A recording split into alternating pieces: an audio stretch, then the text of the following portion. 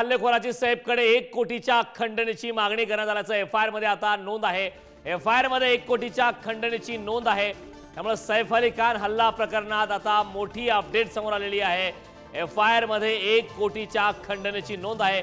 पोलिसांनी या संदर्भात वेगाने तपास सुरू केला आहे। तपासादरम्यान आता एक महत्त्वाची माहिती आता समोर आलेली आहे। खरं तर मध्यरात्री सैफ अली खानवर हा हल्ला झाला आणि त्यानंतर तर्कवितर्क लावले जात होते। वेगवेगळ्या अँगलने तपास करावा अशी मागणी या संदर्भात राजकीय प्रतिक्रिया देखील आली। मात्र सैफ हल्ला प्रकरणात आता मोठी अपडेट आहे।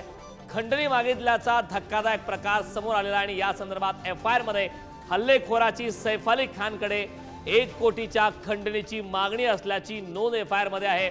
त्यामुळे आगामी काळात या संदर्भात कुठली माहिती समोर येते हे पाहणं महत्त्वाचं आहे। मात्र आताची सर्वात मोठी बातमी समोर येते आहे। सैफ अली खान या हल्ल्या प्रकरणात आता 1 कोटीची खंडणी मागितल्याचा प्रकार समोर आलाय। खरं तर हा हल्ला नेमका चोरीच्या माध्यमातून झाला का, या हल्ल्यामागे काही वैयक्तिक कारण आहेत, या व्यतिरिक्त आणखीन सलमान खानचे निकटवर्ती अशा प्रकारचे वेगवेगळ्या प्रकारचे तर्कवितर्क सुरू असताना आता मात्र एक मोठी बातमी समोर येते। त्यामुळे सैफ अली खानला या संदर्भात 1 कोटीची खंडणी मागण्यात आली होती।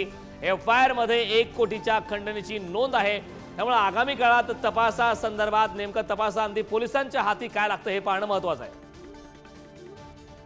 या संदर्भात ताजी अपडेट देण्यासाठी माझा सहकारी आवेश तांदळे आपल्या सोबत जोडलेला आहे। आवेश, खरं तर आपण सकाळपासून पाहतोय हा हल्ला झाल्याच्या नंतर पोलिसांनी मोठ्या प्रमाणात वेगाने तपास सुरू केलाय आणि तर्कवितर्क लावले जात आहेत। वेगवेगळ्या अँगलने तपास सुरू आहे।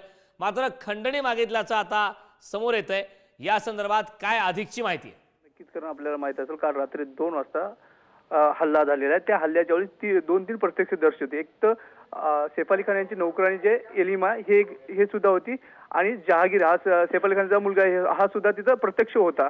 याप्रमाणे आणखी आता पुढे माहिती आली की एलिमाचा दुपारी जबाब नोंदवण्यात आला। त्या जबाबात असं म्हणण्यात आलं की हल्लेखोरांनी 1 कोटी रुपयाची मागणी केली आहे, असं एफआयआर मध्ये सुद्धा नोंद केलेली आहे। आपल्याला माहित असेल सैफ अली खान जखमी झालेला आहे, सध्या त्याच्यावर उपचार चालू आहेत। तर दुसरीकडे दुपारी वांद्रे पोलीस स्टेशन यांनी जबाब नोंदवला। जहागीर आणि एलिमा या दोघांचे जबाब नोंदवण्यात आलेले आहे। त्या प्रकरणी गुन्हा सुद्धा दाखल केलेला आहे। हत्येच्या प्रयत्नाच्या अंतर्गत हा गुन्हा दाखल करण्यात आहे। त्याच पार्श्वभूमीवर आता एलिमा यांनी यांच्या जबाबात नोंदवलेला आहे की 1 कोटीची मागणी केली होती। आरोपीच्या एका हातात शस्त्र होतं, दुसऱ्या हातात काठी होती असं सुद्धा म्हटलेलं आहे। आणि जहांगीर यांना वाचवण्यासाठी जेव्हा एलिमा गेली होती त्यावेळेस हल्लेखोरांनी एलिमा यांच्यावर सुद्धा हल्ला केला असं सुद्धा एलिमाने आपल्या जबाबात नोंदवलेलं आहे।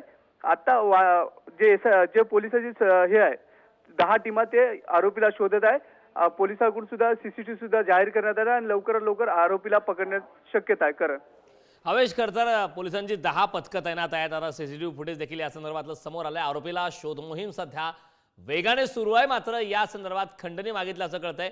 यामागे आणखीन कोणी आहे का, या संदर्भात काय माहिती मिळते? आपल्याला माहित आहे की जो हल्ला झाला त्यावेळेस जो आरोपी आहे त्या आरोपी कुठलाही त्या पार्श्वभूमी येत नाही गुन्हेगाराची। आणि आता सगळ्यात मोठा जे पोलिसाचा प्रश्न निर्माण की आरोपीला शोधायचं कुठं, कारण की रात्री 2 वाजता हल्ला झालेला अद्यापर्यंत आरोपी कुठे गेला याचं सुद्धा लोकेशन ट्रॅक करता नाही। कारण की हा आरोपी म्हणजे पार्श्वभूमी गुन्हेगार असलेला नाही आहे। तो हल्ला करायला गेला नव्हता, तो तिथे चोरी करायला गेला। रात्री 2 वाजता चोरी करताना जी घटना घडली त्यात सैफ अली खानवर सुद्धा त्याने हल्ला केला आणि तिथून तो फरार झाला। आता मुंबईने जे 10 टीम नेमलेल्या आहेत ते वेगवेगळ्या भागात सर्चिंग चालू केली आहे। त्या बाजूच्या राज्य गुजरातमध्ये गेला का किंवा आजूबाजूला कुठे गेला, कुठं मंदिरात आश्रय गेला, या पार्श्वभूमीवर सुद्धा पोलिसांची चौकशी सुरू आहे आणि लवकरात लवकर आरोपी अटक करण्याची शक्यता आहे। कारण नक्कीच आवेश, खूप खूप धन्यवाद या महत्त्वपूर्ण अशा माहितीसाठी। एफआयआर मध्ये 1 कोटीच्या खंडणीची नोंद आहे। त्यामुळे धक्कादायक अशी माहिती आता पोलिसांच्या तपासाअंती समोर येते।